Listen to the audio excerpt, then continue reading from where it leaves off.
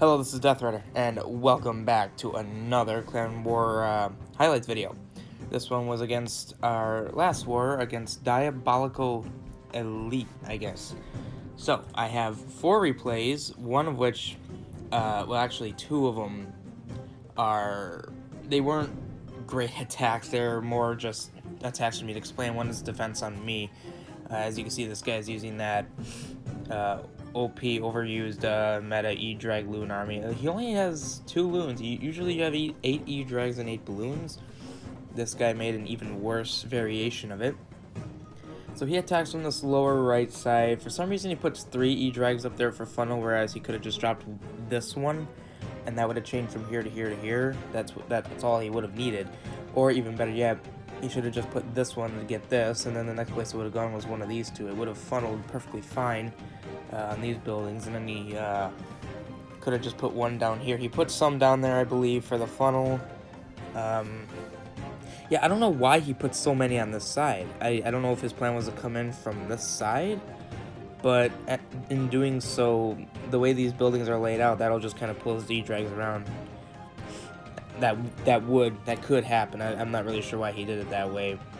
I think he should have, well, I guess he wanted to avoid the Inferno Tower, so, not too bad. The main issue I have with this attack is, first of all, this first rage was pretty good. The second rage kind of should have been put further ahead because the E-Drags are going to move in towards the Inferno Tower, and he put his rage so far outside that's kind of... You're not getting full use out of your rage, you know? You want to lead your army with your spells so you get most of the effect out. You get as much out of it as you can.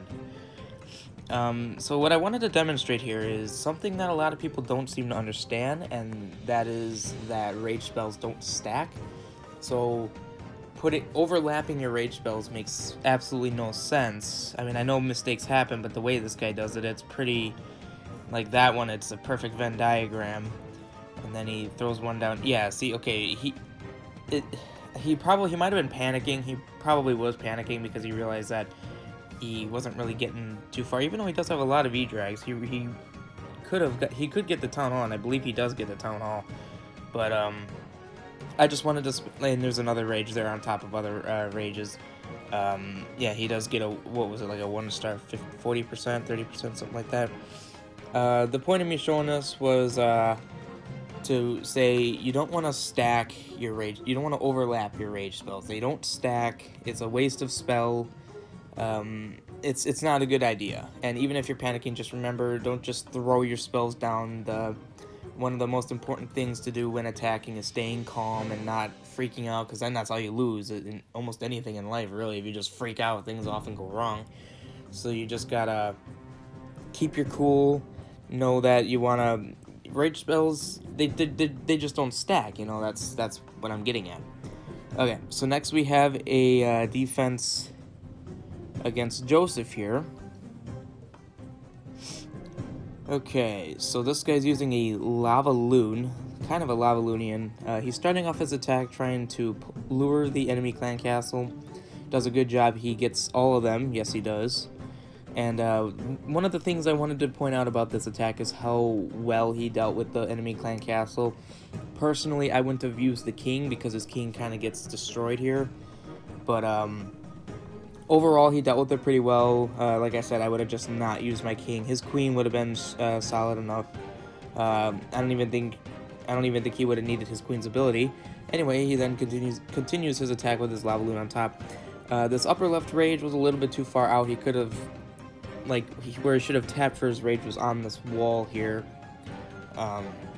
Also, he has a haste spell. Remember, when you're using Lava Loon or just anything with rage and haste, you want to save your haste, use it on the outside, and save your rages for when your troops are inside, because remember, haste only speeds up your troops. Rage gives them a damage bonus, so you don't want to use your rage to get them in the base, because that's a waste of the rage's potential. You want to use the rage when they're in the base so that they get that damage boost. So if you have haste, use the haste, basically use the haste how this guy used his rages, and then use your rage when they're inside the base.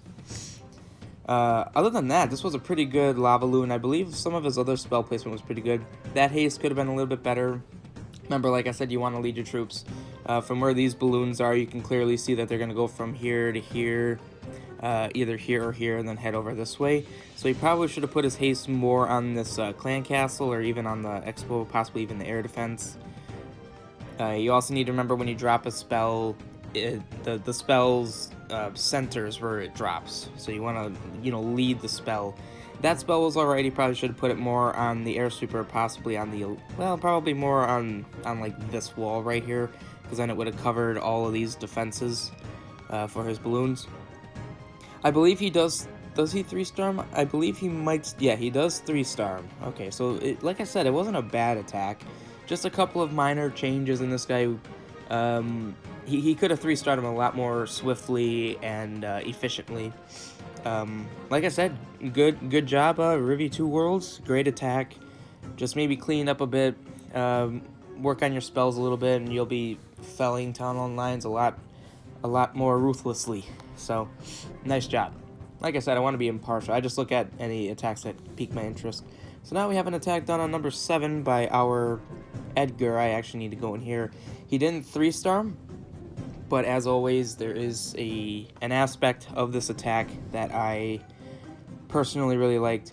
He kind of messed up that balloon there. His goal was to send balloons to the wizard tower to lure the enemy clan castle. I don't know why he dropped this balloon over here. He probably should have put it more by the lab, which I believe he does in the next one. Oh, well, you can see the edge right there, this little gap right between these two. That's I believe that's where he puts it. If you've watched some of my attacks, you'll notice I actually deliberately try to deploy where I can't so I could see that border around. He does a great job getting the enemy clan castle out of the E-Drag, and he does a really good job disposing of it. I actually practiced with him right before he did this attack, so it was really fresh in his mind, and hopefully he remembers how to do this, and hopefully you guys do this as well if you are in this similar situation with this army, with this enemy clan castle. Enemy clan castle meaning E-Drags. He does a phenomenal job. Like I said, I demonstrated, and he did it almost perfectly. He poisoned, spread out your minions. Remember the thing with E-Drags, they chain, so if you put your troops too close together. Now, honestly, he kind of messed up right here with this minion and queen. If the E-Drag had turned to either of these minions when he attacked, it would have hit the minion, and queen because of their proximity to each other. How he spread these 3 out was really good. He should have spread them out in a way that it wasn't right next to his queen. But other than that, he did a great job. As you can see, that E-Drag, I don't even think it gets a single attack off. So that was a great job. And then he goes off with his lava loon. Now, the only reason he didn't 3-star him is because he ran out of time. So now, once again, as you can see, he has a haste spell with rage. He probably shouldn't have a heal spell. Rage spell would be a lot better. Maybe 2 more heal or haste spells. But once again, he uses his rage spells to get his balloons into the base. Like I said, it's better to use your haste to get them into the base. But other than that, from what I remember from watching this replay, see, now that rage spell was good. He saw his balloons were over on that expo, and he noticed, okay, they're going to head over towards these buildings, so he put his rage more in between. He probably could have sent them a little further down towards this archer tower. Overall, not too bad. See, now that's why he should have had another rage or 2 more haste, because his balloons are kind of just floating over towards this stuff he had. If he had another haste, or if he had more haste or rage, he could have more swiftly gotten through this, and then there probably would have been a 3-star because he would have saved a lot of time from his balloons moving faster. So yeah, the rest of this, he gets very close to 3-starring. He does take out every defense, and yeah, it was clearly a 3-star except for the time. He also probably should have put his king on one of the builder huts, because where he put it, now the king's just gonna go from here to here to here to here to here and just kind of leave that builder hut where it is. Overall, a great attack. Just, again, some minor cleanups. Remember, use your haste to get the troops in the base and rage when they're already in the base. Last but not least, we have an attack on their 5 by our number 5 Tracer. I've had him in previous videos using his Govalk. Now, you'll see he kind of goes from here. I was thinking maybe he should have gone from this side, because the thing is, you need to see that this compartment's blocked off here. So he could use it to his advantage. And actually, after thinking about it more, I realized I was wrong in thinking that he should go from the lower right. He actually uses this to his advantage. But anyway, let's get into the attack. His funnel is pretty solid. He definitely has gotten a lot better at his funneling. Not just destroying the buildings right in front, but getting rid of these side buildings. Because remember, those are the problems. Those are the buildings that will pull your Valks away from where you want them to be, which is not good. Now notice his wrecker, it does go through this compartment, it also gets through this compartment, and then even into this compartment. That was really good. Notice that these two are in the same compartment. That helps them out a little bit because his Valks go from here to here. Notice the dark storage is too far away for the Valks to go to next, so they would head this way, which is, I believe, what happens. I don't remember exactly. And also notice his Inferno Towers are on multi, so his wrecker is perfectly safe. His poison was a little bit far back. He missed the E-Drag. Actually, no, his poison was fine. He just missed his freeze spell. He also could have dropped the freeze, so hit all 5 of these things. He does 3-star, so it didn't matter too much. But I've told people, even if you 3-star, I mean, you know, you want to 3-star in a clean way, because I mean, you can win, but you can win by mistake and stuff like that. That's not what happened here, but I'm just saying in general. Notice his rage spell. It was a little bit further back than I would have liked. I would have liked for him to have put it more on this wizard tower, so it would have covered all this area. But it still worked out. His Valks did go exactly where he wanted, and he does a really good job with his heal spell. Yeah, now that's a good heal spell, because he knows his Valks are going to go from here to here to here to here. Well, I mean, he could have put his heal spell more on this air defense, or possibly on this wall, and that would have covered them a little bit more. But it was better than some of his past spells, so that was good. And there's his exit wound, those wall breakers right there, because he knows once he cleans up this compartment, they're going to want to head out towards this way. He uses his jump to get his golems through, which I think was a pretty good idea, because his king and golems would have been stuck there for quite some time, even though they could have just, you know, walked around that way, but whatever. Troops can be stupid sometimes. That was a really good jump spell. I think that was good. It wasn't very helpful. Well, not helpful. It wasn't exactly helpful in terms of destroying the rest of the base, other than the fact that it got his golems out, which actually was very good, because now his golems are tanking for all the defenses. You know what I'm saying? It's not helping him get through the rest of the space, because he has some compartments here to get into, and he unfortunately doesn't have any range left. His queen died up there. Kind of unfortunate that his queen ended up there, but oh yeah, see, now the golems ended up stuck again. But he did get his king out, which was very important. So overall, I'd say that jump was a good idea. So yeah, it's just clean up at this point. I would assume he uses his I don't know why he went around. That was a little bizarre. I would have probably used the king's ability now. Well, I mean, it really doesn't matter. Let's see, when does he use it? Probably to get through this wall, right? Yep, okay. That was good. That was an overall really good attack. You're getting better, Tracer. You're getting better.